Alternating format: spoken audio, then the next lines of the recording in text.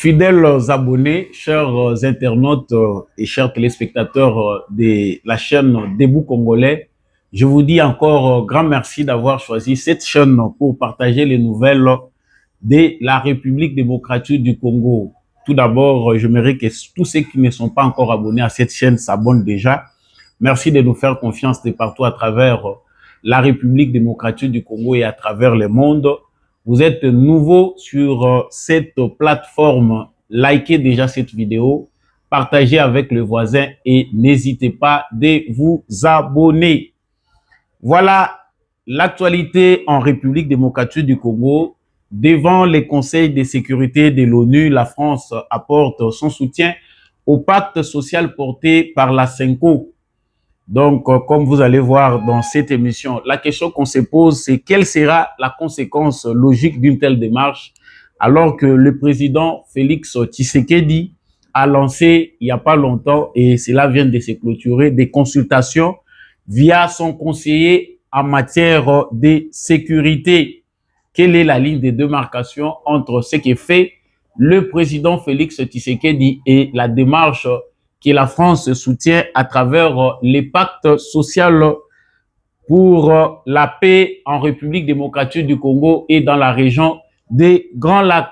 Dans cette émission, nous allons découvrir bien sûr avec vous comment la France d'Emmanuel Macron est pour les départs ou n'est pas d'accord avec la présence de Félix Tshisekedi au sommet de la République démocratique du Congo. Comment des organisations de la société civile congolaise et quelques opposants travaillent avec aussi, bien sûr, la bénédiction de la France pour obtenir, coûte que coûte, les départs de Félix Tshisekedi. Dans cette émission, vous serez vraiment au cœur de quelques révélations qui nous ont été transmises et bien sûr dans l'entourage aussi du président Félix Tshisekedi. Le deuxième sujet que nous aborderons dans le cadre de cette émission, c'est le club de football français Paris Saint-Germain qui vient de renouveler son partenariat avec les Rwandais. Donc, la marque Visite Rwanda sera encore sur le maillot des joueurs de Paris Saint-Germain jusqu'en 2028. Ce partenariat signé depuis 2019, contesté par la plupart des Congolais qui estiment que respectueux de valeurs, les clubs Paris Saint-Germain ne peut plus mentionner sur le maillot de ces joueurs qu'il faut visiter les Rwandais aussi longtemps que les Rwandais de Paul Kagame agressent la République démocratique du Congo et menacent l'intégrité territoriale de ces pays. Au cœur vraiment du renouvellement de ces partenariats se trouvent beaucoup des informations qui sont derrière, et c'est la France qui sponsorise cette équipe Paris Saint-Germain, à qui appartient cette équipe et pourquoi ils ne sont pas d'accord pour qu'ils enlèvent vraiment ces logos ou bien cette marque Visite Rwanda.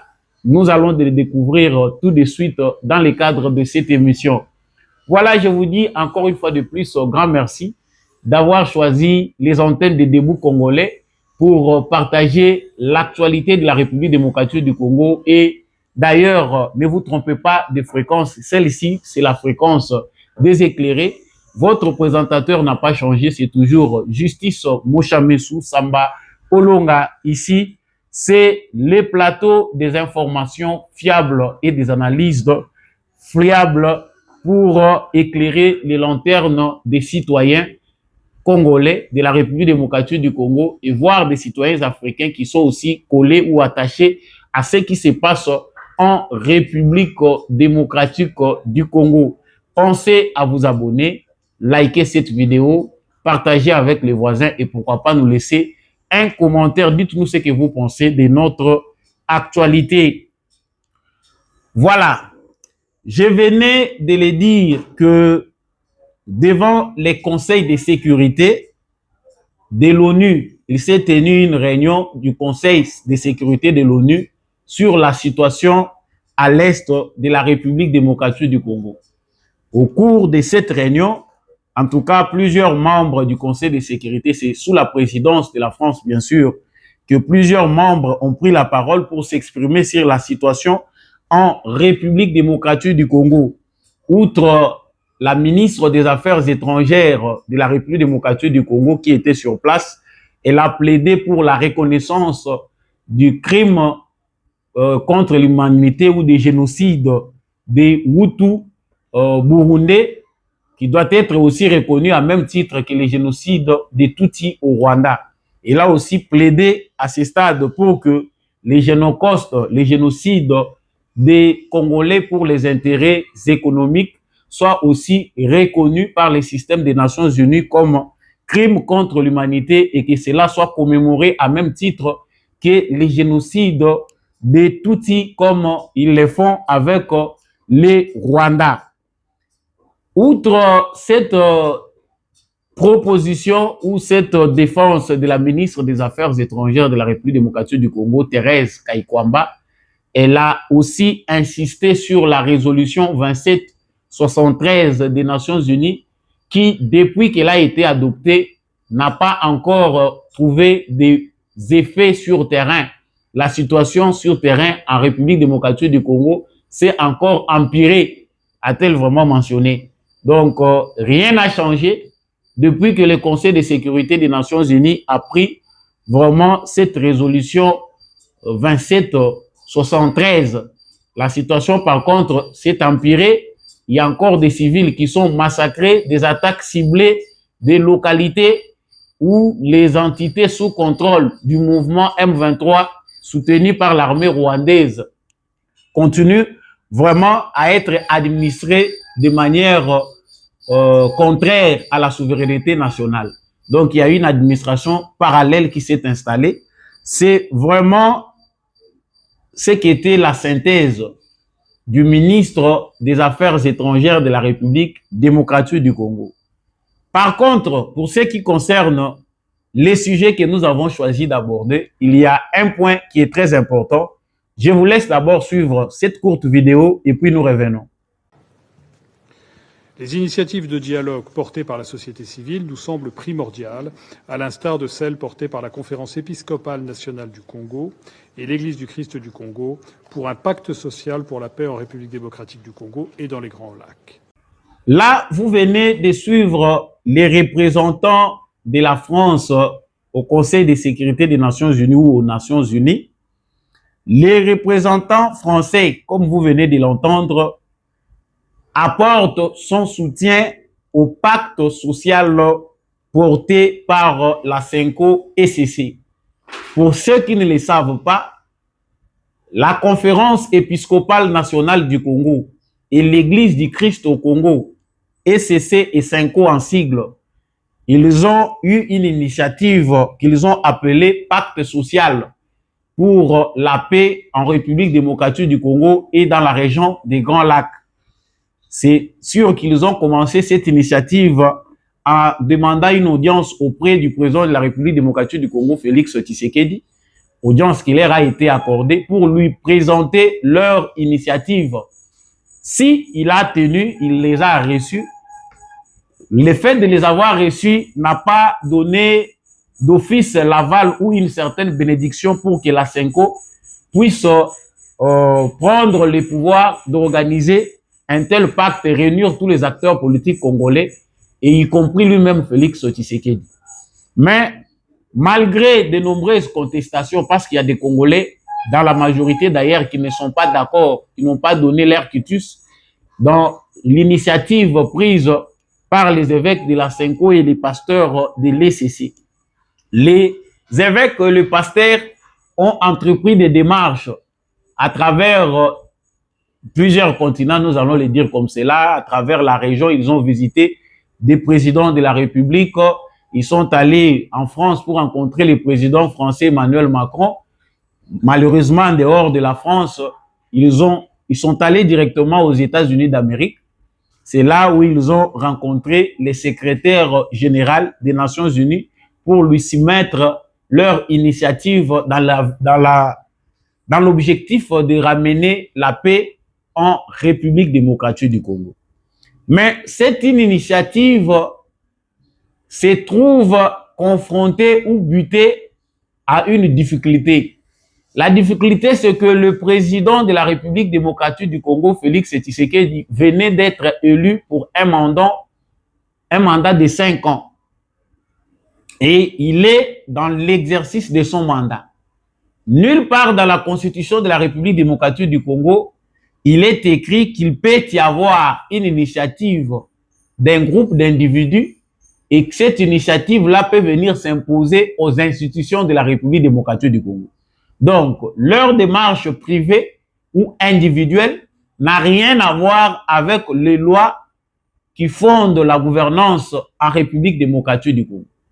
Mais de l'autre côté, le président Félix Tshisekedi, dont l'entourage ne confirme pas son soutien à la démarche de la CENCO et de l'ECC, a initié à son tour des consultations pour essayer de mettre ensemble les acteurs politiques, toute la classe politique confondue, sur l'ordre de bataille, c'est-à-dire essayer de trouver une certaine cohésion nationale, comme les réclament plusieurs langues en République démocratique du Congo, opposition comme majorité. Il y a de temps en temps des acteurs politiques qui veulent à ce qu'il y ait une certaine cohésion nationale. C'est ainsi que le président de la République avait promis de mener une démarche qui pouvait voir dans les prochains jours un gouvernement d'unité nationale ou de cohésion nationale. C'est à ce stade qu'il a placé, qu'il a donné la responsabilité à son conseiller en matière de sécurité, Ebran de Kolondele, pour essayer de réunir. Là, il a lancé un appel pour que les acteurs politiques qui sont d'accord viennent répondre à cette initiative. Malheureusement, la majorité des acteurs politiques qui ont répondu font partie de la majorité au pouvoir. Ce sont les membres de l'Union sacrée pour la nation. Et plusieurs autres acteurs politiques, en majorité ceux qui sont de l'opposition, qui se disent opposants, ont boycotté cette démarche. Ils disent qu'ils sont d'accord avec le pacte social initié par les évêques de la CENCO et de l'ECC pour essayer de mettre le point sur les i. Et là, il s'agit de Martin Fayoulou, Moïse Katumbi qui s'y était aussi prononcé via son porte-parole Olivier Kamitatou, et voire même d'autres acteurs politiques. Il n'y a que le FCC de Joseph Kabila qui n'a pas donné sa position face à l'initiative ou l'appel lancé par le président de la République. Il est aussi conclu que le président Félix Tshisekedi, en réalité, est combattu par les évêques CENCO et ECC.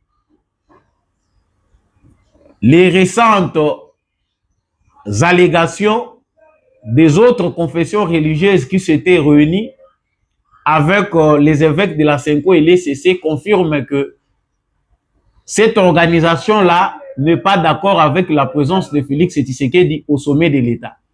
Comme vous l'avez suivi et nous en avons même parlé dans nos antennes, que Albert Kankenza, qui est l'un des pasteurs, a confirmé que l'abbé Donatien Cholé leur avait dit au cours d'une réunion que tous les travaux qu'ils sont en train de faire, c'est pour mettre sur la table ou placer sur la table de celui qui va venir, c'est-à-dire l'après Félix Tshisekedi. Et cela a été aussi très mal pris par les autres confessions religieuses qui ont participé dans cette réunion. Et voilà les pourquoi. Et il y a aussi même récemment un débat qui a tourné autour des moyens de financement de leur démarche. La démarche de l'ECNCO et de l'ECC, le pacte social, a été soutenu financièrement par qui? Fulgence Mouteba, évêque de l'Église catholique, avait confirmé à la presse qu'ils ont été soutenus par le Rwanda, le Kenya, l'Ouganda et voire d'autres pays. Donc, ils ont été soutenus financièrement par ces pays-là avant d'être contredits par les monseigneur Donatien Cholé qui a dit que les propos de Fulgence Mouteba ont été mal interprétés. Donc, dans l'ensemble, un grand nombre de Congolais savent que la CENCO et l'ECC n'ont jamais été d'accord avec la présence de Félix Tshisekedi au sommet de l'État. Que ce soit dès son accession au pouvoir, ces deux organisations qui ont toujours œuvré ensemble ont contesté les résultats des élections de 2018 qui ont vu Félix Tshisekedi porter gagnant. C'est ces deux organisations qui ont dit que Martin Fayulu était le vrai vainqueur des élections. Donc, à partir de cet instant, les rivalités ont commencé entre ces deux organisations soutenues même par l'Union européenne et Félix Tshisekedi qui venait d'accéder au pouvoir. On peut passer très vite pour aller directement aux élections de 2023. Tous les efforts ont été fournis par Félix Tshisekedi pour qu'il y ait entente. Malgré les passés qui les a opposés, Félix Tshisekedi a entrepris des démarches en tant que président de la République pour que la paix règne entre toutes ces organisations, toutes les confessions religieuses et les institutions de la République démocratique du Congo. Malgré ces efforts fournis et malgré même la participation aux élections en tant qu'observateur par la CENCO et l'ECC, en tout cas, il n'y a pas eu vraiment des points d'entente ou des convergences entre les présidents de la République, Félix Tshisekedi, et ces deux organisations.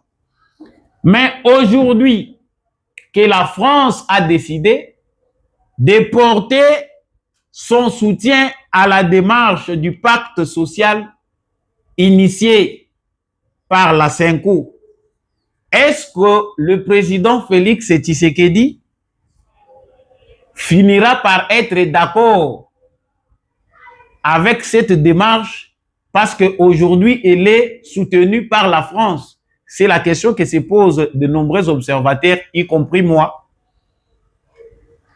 La réalité est que le président Macron et son homologue congolais président Félix Tshisekedi n'ont pas été d'accord et ne partagent pas la même vision des choses sur plusieurs sujets.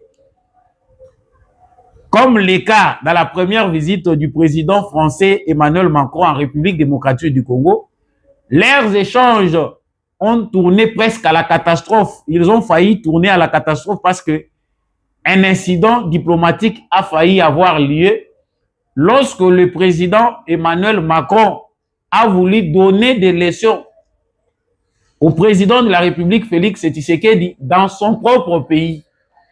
N'eût été la tempérance et la maîtrise du président de la République démocratique du Congo, leurs échanges auraient tourné à la catastrophe. Parce que le président français avait démontré clairement qu'il n'a aucun respect pour son homologue. Et même s'il était venu en visite en République démocratique du Congo, il est demeuré dans sa position.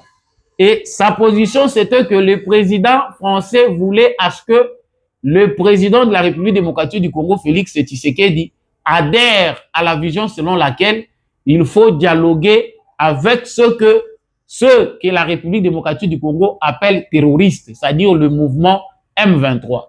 Et Macron insistait là-dessus pour que Tshisekedi accepte de dialoguer avec ce mouvement M23 alors que Félix Tshisekedi n'en voulait pas. Donc, si aujourd'hui, la France de Macron décide de s'allier derrière la démarche des CENCO ou de la CENCO et de l'ECC, c'est-à-dire que la France a choisi d'être derrière ceux qui soutiennent le départ de Félix Tshisekedi au sommet de l'État. C'est-à-dire que la France n'a jamais été d'accord et reste pas d'accord avec la présence de Félix Tshisekedi au sommet de l'État.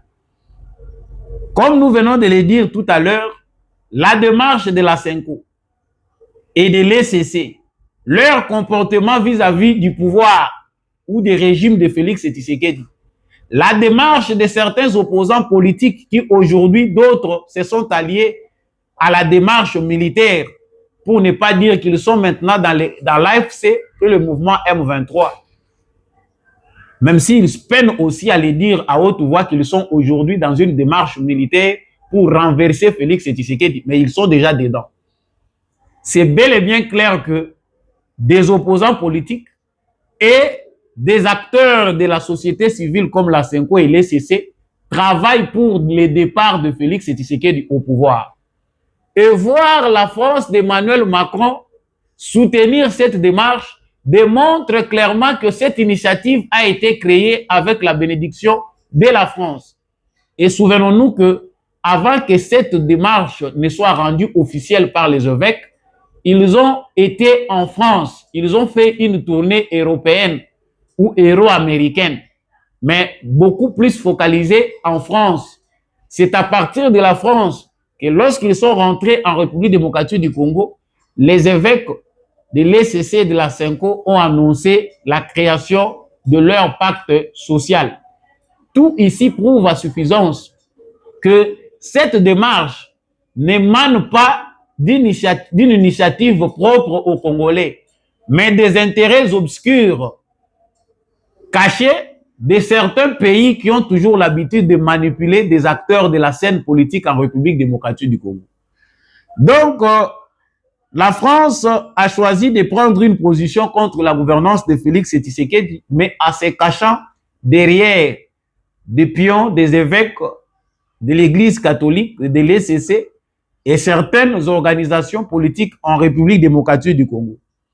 Et nous avons vu que le deuxième incident qui a été créé entre Félix Tshisekedi et Emmanuel Macron, c'était lors du sommet de la francophonie en France, où le président français avait sciemment ignoré de mentionner la République démocratique du Congo parmi les pays francophones qui étaient en forte crise, où l'intégrité territoriale était menacée.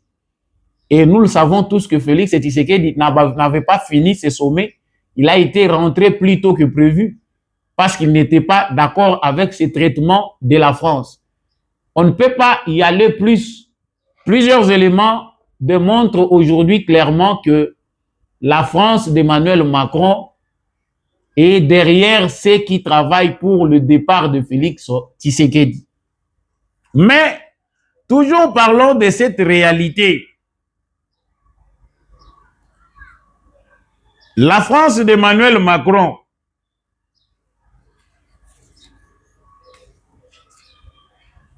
insinue que les opposants du président Félix Tshisekedi l'accusent de vouloir conclure un accord avec les États-Unis afin de prolonger son pouvoir. Donc, selon quelques diplomates français qui sont allés aux États-Unis pour travailler, savoir ce que Félix Tshisekedi mijote avec les Américains, ils ont amené sur la table américaine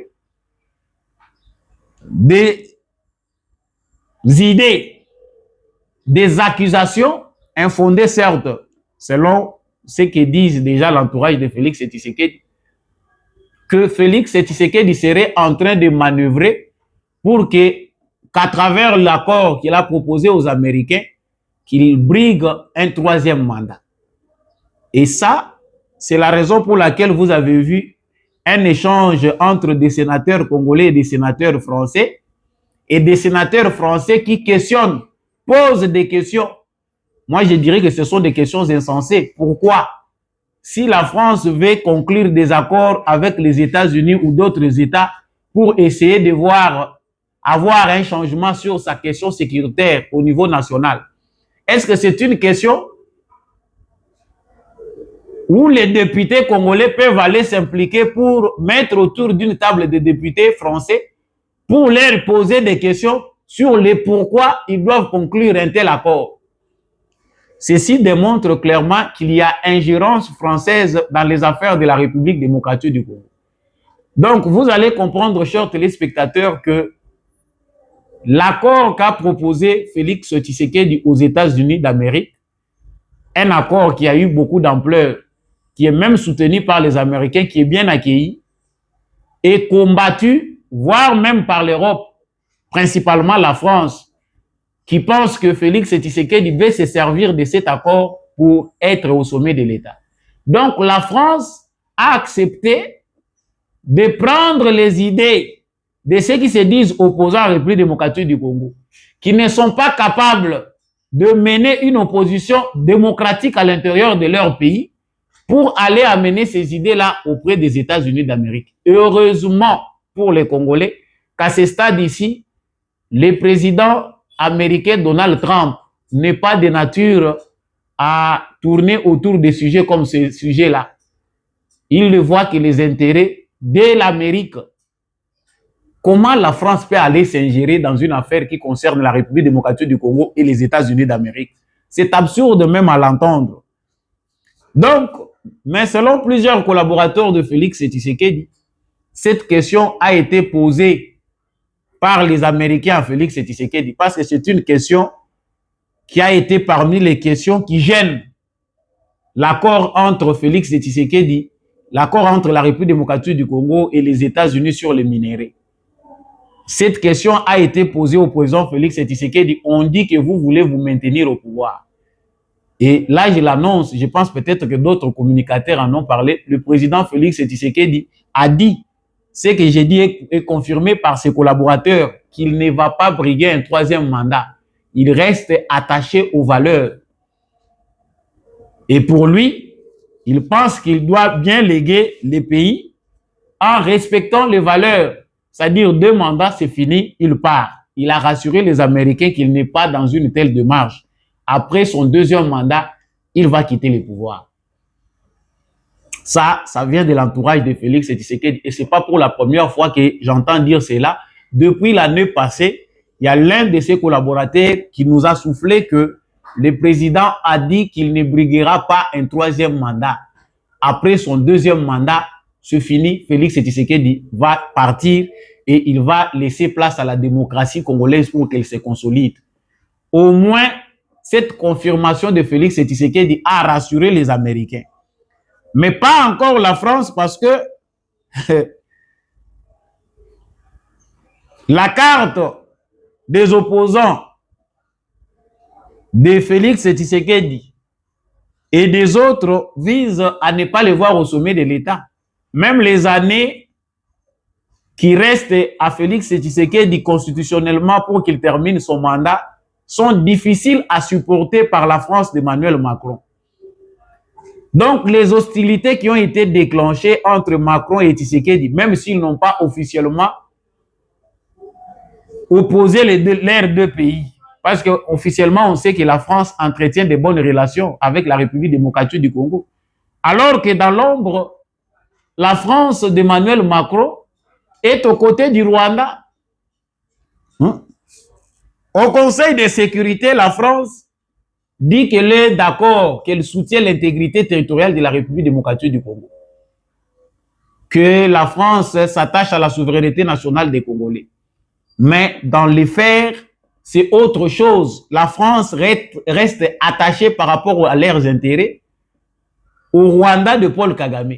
Comme nous l'avons démontré dans des différentes émissions, comment des entreprises françaises, même au cœur de la France, il y a un porte-parole du mouvement terroriste Laurence Kanyuka qui a son entreprise en France et il œuvre en toute impunité, même contre le fisc français. Ça, on ne peut pas en parler parce que la France est un pays indépendant, il ne faut pas s'y ingérer, mais lorsqu'il s'agit de la République démocratique du Congo, c'est Macron qui parle comme s'il s'agissait de son propre pays.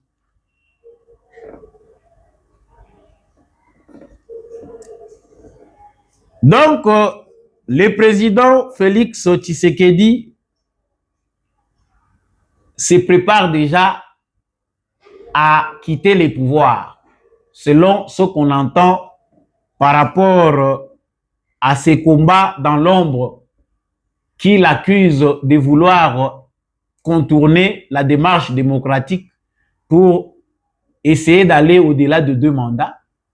Il a rassuré l'Amérique, mais l'Europe et la France surtout restent réticents. Ils sont réticents parce qu'ils voient que la démarche souveraine de Félix Tshisekedi est en train d'empiéter sur leurs intérêts. D'où il faut accélérer, mettre la pression sur Félix Tshisekedi pour qu'il n'arrive à rien faire, à rien changer de la situation sécuritaire. pour garder les statu quo afin de l'amener jusqu'à la fin de son mandat. J'ai dénoncé ces complots pendant plusieurs émissions. Ceux qui ont l'habitude de me suivre m'ont vu marteler sur le sujet. J'ai dit que toute la pression que vous voyez qu'on est en train de mettre sur Félix Tshisekedi est une pression des gens qui sont d'accord pour les statu quo. Les gens qui voient leurs intérêts autour de l'insécurité dans la République démocratique du Congo, autour de l'insécurité à l'est de la République démocratique du Congo. Les gens qui gagnent par recel les minéraux à l'est de la République démocratique du Congo ne peuvent pas accepter de manière facile que la République démocratique du Congo soit stable. Pourquoi Félix Tshisekedi est un homme à battre pour la France? Nous l'avons compris à travers différentes émissions qu'il y a des intérêts français au Rwanda. Ils ont investi depuis longtemps. Voilà pourquoi ils ne peuvent pas accepter que Félix Tshisekedi puisse demeurer longtemps au sommet de l'État. Mais, toujours parlant de ce même contexte, Félix Tshisekedi, qu'on connaît très bien, a l'avantage d'être bien encadré et formé à la démocratie par son père. Voilà un élément important qui fait que Félix Tshisekedi demeure un peu incontournable jusqu'à ce stade. Parce que dans l'habitude, les Occidentaux aiment bien piéger les présidents africains. Ils mettent des pots de bananes dans leur circulation tout en sachant qu'ils vont facilement tomber parce que les présidents africains, c'est un peu comme des gouverneurs. Avoir un président africain qui affirme la souveraineté de son pays est une menace pour la mainmise occidentale dans les pays africains. Mais Félix Tshisekedi réussit quand même pas mal à échapper. Je me dis ici, grâce aussi à son Dieu, parce que le nombre de coups qu'on a ratés contre lui démontre clairement qu'il marche avec Dieu. Sa sécurité ne dépend pas seulement de celle que nous voyons. Mais Félix Tshisekedi a réussi quand même, face à ses détracteurs occidentaux, d'avoir des bons arguments et de ne pas tomber dans les panneaux des erreurs qui l'ont placé sur sa route pour l'écarter du pouvoir. Parce qu'on a vu ici que la manœuvre occidentale, pour la plupart de ceux qui sont accrochés dans la mafia occidentale pour la déstabilisation et la balkanisation de la République démocratique du Congo, tout le manœuvre était que Félix Tshisekedi, premièrement, ne finisse pas son premier mandat. Si Félix Tshisekedi l'a fini, en tout cas, les Congolais doivent le féliciter et remercier Dieu surtout. Maintenant, la démarche dans le deuxième second mandat, comme ils savent qu'il est à la porte de la sortie constitutionnellement, c'est de lui faire perdre beaucoup de temps. Ils doivent multiplier des problèmes pour que Félix Tshisekedi n'arrive pas à mettre un pas ou poser des actes souverains qui permettront à la République démocratique du Congo de redécoller une fois pour toutes. C'est là le combat. Il y a des Congolais qui ne comprennent pas, Félix Tshisekedi est trop lent. Vous voyez, la France, peut-être qu'ils ont raison, il faut négocier, il faut ceci, cela. Non, chers Congolais, la bataille est extrêmement difficile pour Félix Tshisekedi. Il s'en sort bien parce qu'il connaît bien ce que sont les Occidentaux. Et il est sage aussi. Si Félix Tshisekedi tombait dans l'erreur de la précipitation, dans l'erreur du chantage, comme l'avait fait le musée Laurent Désiré Kabila à l'époque, où il s'est lancé dans un échange de paroles avec les Occidentaux, où il les a donné des éléments à travers ses erreurs pour qu'ils la battent sur les champs. Mais ici, on trouve que Félix Tshisekedi fait mieux que Laurent Désiré Kabila. Parce qu'à ce stade, il serait déjà assassiné ou tué. S'il y a des gens qui maîtrisent bien la politique de la République démocratique du Congo, la politique du Grand Lac, Félix Tshisekedi est seul contre tous. La plupart des dictateurs africains sont bien coordonnés et gérés par la France. Et on sait bien, très bien que les départs que veut donner Félix Tshisekedi à son pays, la République démocratique du Congo, va toucher toute l'Afrique centrale. Les Sassou, les Museveni, les Kagame, les Biya, tous ces pays en Afrique centrale seront affectés par le vent qui frappe en République démocratique du Congo. D'où il faut détruire l'image de Tshisekedi, faire de lui un faux démocrate, faire une mauvaise campagne contre lui, créer, monter en toutes pièces des sujets. Regardez ce que font les médias français autour de l'action de Félix Tshisekedi. Les médias français aujourd'hui ne peuvent plus parler en bien contre Félix Tshisekedi et c'est la position de la France d'Emmanuel Macron. Donc j'aimerais ici bien conclure que pour ceux qui se demandent ce qui se passe, en tout cas, sachez-le très bien qu'en soutenant le pacte social de la CENCO et de l'ECC, la France s'affiche aux côtés de ceux qui ne veulent pas de la présence de Félix Tshisekedi au sommet de l'État. Et là, ça sera de bonne guerre. Parce que nous ne voyons pas un Félix Tshisekedi qui va s'agenouiller devant la CENCO qui n'est pas d'accord avec lui. Parce que ça sera dire que Félix Tshisekedi accepte d'abandonner sa légitimité et sa légalité pour que des individus qui n'ont ni qualité ni droit puissent les gérer. Aux Congolais de conclure. Donc la manœuvre de CENCO, et c'est ce qui est soutenu dès le début, la gouvernance de Tshisekedi par l'Union européenne et la France bien sûr. En tout cas, c'est la tête de Tshisekedi qu'ils veulent. Mais moi, je me pose un peu la question. Si cela est vrai que Félix Tshisekedi veut nous quitter, il veut terminer son deuxième mandat pour qu'il parte en toute démocratie. Mais Félix Tshisekedi rassure, hein, et moi je pense que c'est logique parce que c'est un démocrate. Et c'est ça la culture qui lui a légué son père. C'est cette culture-là démocratique. Mais l'après Tshisekedi. Les gens ne veulent pas en parler. Nous voulons, pour ceux qui soutiennent Tshisekedi, continuer à jouer comme les turiféraires. Hein. Louange à excès, Tshisekedi, béton, on dit tout ce qu'on pense de lui. Les Congolais, c'est la culture. Les Dialelo, comme à l'époque de Mobutu, n'a pas quitté encore le sang congolais. Il faut chanter matin, midi, soir pour Tshisekedi, pour qu'il me nomme à tel ou tel autre poste. Mais s'il faut aller dans cet même objectif, Tshisekedi n'est pas Dieu. Il serait obligé de partir. Est-ce que les Congolais sont préparés à préserver les acquis? Est-ce que ceux-là qui combattent aujourd'hui Félix et Tshisekedi seront à mesure de bien conduire ces pays et mener cette barque et amener le Congo dans le développement? En Afrique ou au Congo, ce sont les bonnes personnes qu'on combat. En Afrique, ce sont les héros, ce sont les bonnes personnes qui doivent changer les situations de leur pays que les Africains finissent par sacrifier. Avec l'aide occidentale, bien sûr. Félix Tshisekedi court ces dangers. Moi, je me pose une question. L'Union pour la démocratie et le progrès social, parti cher à Étienne Tshisekedi, aujourd'hui parti du président Félix Tshisekedi. Est-ce que ce parti est en ordre de bataille? Visiblement, non. C'est dans des camps dispersés. On a aujourd'hui deux courants. Il y a l'autre courant par Kabouya qui, après 6 ans, n'a rien de concret à présenter au monde ou à la République démocratique du Congo sur l'évolution de ces partis qui a longtemps œuvré au sein de l'opposition congolaise. Aujourd'hui, l'UDPS au pouvoir, 6 ans après, aucune infrastructure, aucune organisation sérieuse ne démontre que l'avenir sera sérieux avec l'UDPS. Mais pourtant, Augustin Kabouya insiste pour être là au sommet comme celui qui va mener la barque après Tshisekedi. Mais soyons sérieux quand même. Monsieur Augustin Kabouya, vous pensez vraiment à la vie, vous pensez vraiment à l'avenir de ces grands partis? Si aujourd'hui Félix Tshisekedi n'est pas là, est-ce que ces partis pourraient s'en sortir? En tout cas, moi, dans mes analyses, je pense que c'est encore à Félix Tshisekedi de sauver ces partis.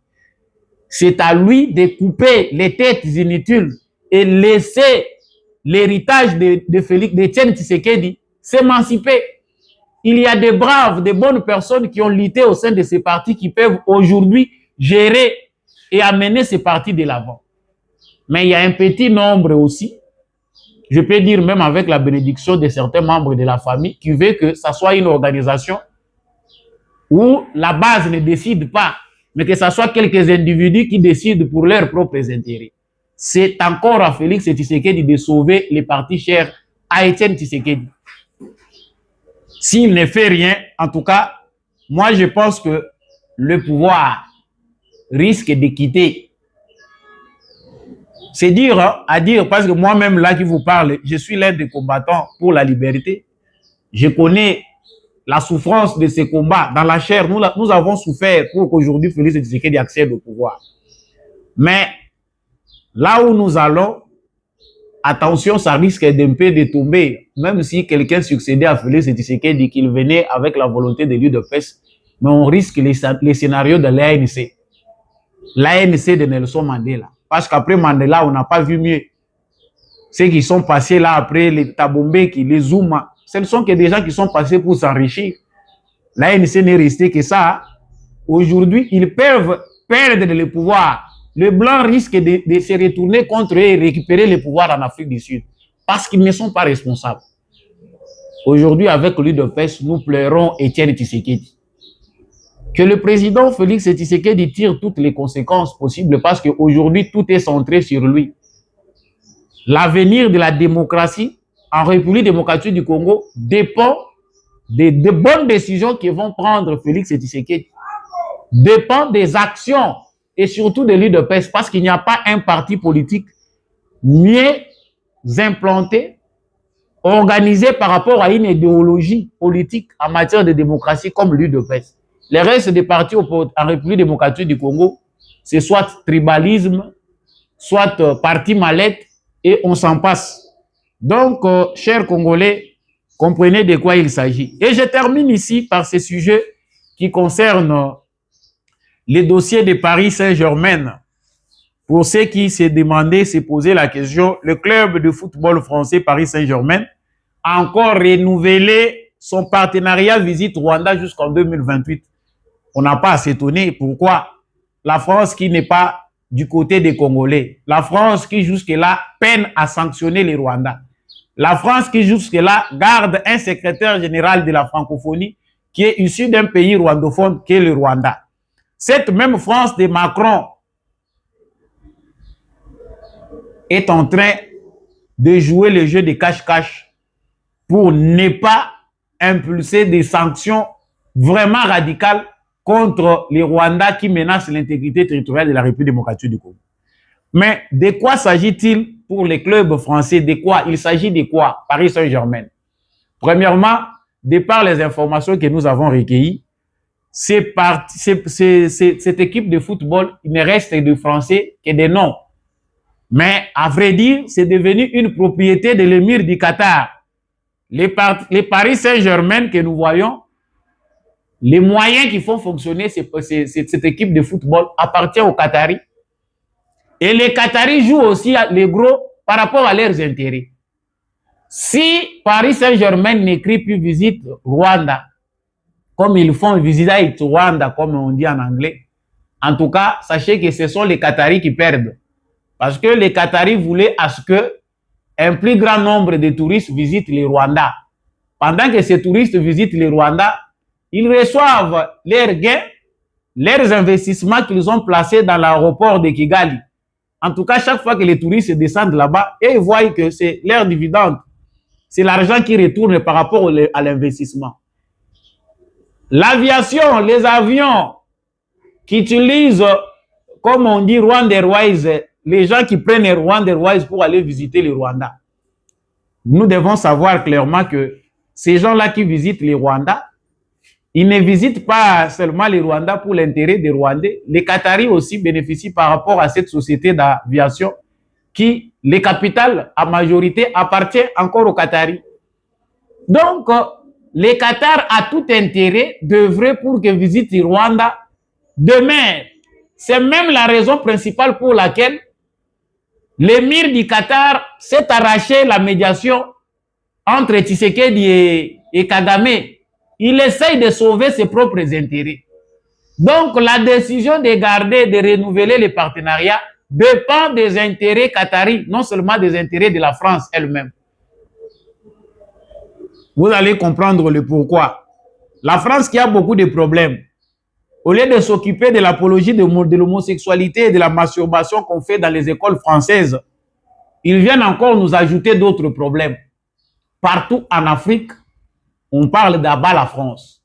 On venait de voir des manifestations, c'est passé au Congo. Les uns ont dit qu'il s'agit là d'un groupe d'individus manipulés, alors que c'est tout un peuple qui a exprimé son ras-le-bol. L'ambassade de France et d'autres ambassades ont été attaquées par des Congolais. Il y a des gens qui se sont insurgés en Europe comme partout. Et même le président Félix Tshisekedi a condamné qu'il ne faut pas s'attaquer aux ambassades. Mais on a brûlé pourquoi les ambassades? Les gens ne se sont pas posé la question. Les Congolais en ont marre. Vous continuez à nous faire du mal comme si on ne sait pas, on ne comprend rien. Alors que nous savons que vous nous faites du mal. Comprenez pourquoi Paris Saint-Germain doit continuer à porter vis-à-vis du Rwanda. Donc, les Rwandais étaient partenaires qui regorgent beaucoup de capitaux financiers. L'effondrement du régime de Kagame va nous révéler beaucoup de choses. La plupart des pays qui ont leurs intérêts au Rwanda se demandent comment ils peuvent récupérer cela. Parce que la chute du régime de Kagame va s'accompagner inévitablement d'une crise financière aiguë. L'économie du Rwanda doit être renouvelée sur base d'un nouveau modèle. Parce que le Rwanda ne doit plus dépendre des intérêts du vol, du pillage des ressources minérales de la République démocratique du Congo. Vous aurez compris le pourquoi pour ceux qui se demandent. Chers Congolais, il ne faut même pas pleurer. Il faut conscientiser davantage. Dites à vos jeunes qui supportent aveuglément le Paris Saint-Germain qu'ils ne doivent pas le faire. Qu'ils ne doivent pas être fanatiques des équipes qui sont financées avec l'argent du sort. Parce que le monde d'aujourd'hui, c'est un monde d'intérêt extrêmement capitaliste. Et le capitalisme qui a détruit le monde n'a pas de foi, ni de cœur, ni d'âme. Ils sont sans état d'âme. Pour leurs intérêts, ils peuvent décimer des populations tout entières pour avoir ce qu'ils veulent. Mais qu'est-ce qu'ils font avec l'argent? Où est-ce qu'ils amènent l'argent? C'est pour venir nous imposer en retour des contre-valeurs. Non, l'homosexualité, comme venait de le dire le président Trump. Donc l'Amérique, qui a des gens qui souffrent là-bas, les gens se droguent en Amérique, qui pouvaient être pris en charge par l'État américain par rapport à leur situation, parce que c'est devenu un fléau aux États-Unis d'Amérique. Les gens se droguent à pleine rue, mais l'État ne s'occupe pas d'eux. Mais l'Amérique prend des millions de dollars pour aller financer la promotion de l'homosexualité dans d'autres pays. Mais c'est grave.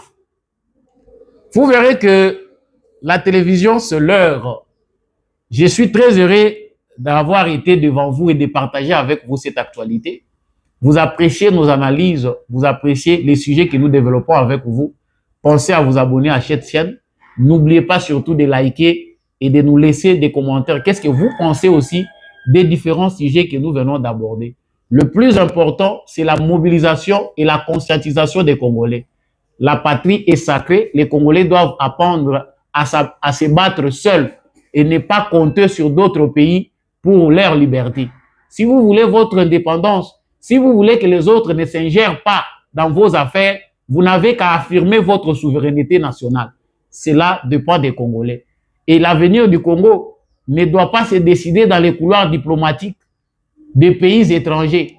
Parce que c'est ce qui semble vouloir encore se dessiner. On veut précipiter le départ de Félix Tshisekedi, mais pour laisser la place à qui? Est-ce que les Congolais sont au courant de ce qui se passe dans l'Occident? Ils ne veulent pas tourner le dos à leur ancien système. Ils sont toujours dans la pensée néocoloniale. Ils veulent toujours imposer des dirigeants aux Africains. Félix Tshisekedi partira, mais c'est lui qui viendra. C'est la volonté du peuple congolais ou ça sera encore le choix des autres pour défendre leurs propres intérêts? C'est à vous des Congolais de choisir, soit d'œuvrer pour votre souveraineté nationale, de défendre votre propre patrie, soit de rester esclave éternellement. L'émission d'aujourd'hui s'arrête là. J'ai dit merci à l'équipe technique qui m'a accompagné. Je retrouve prochainement cette audience pour une nouvelle émission.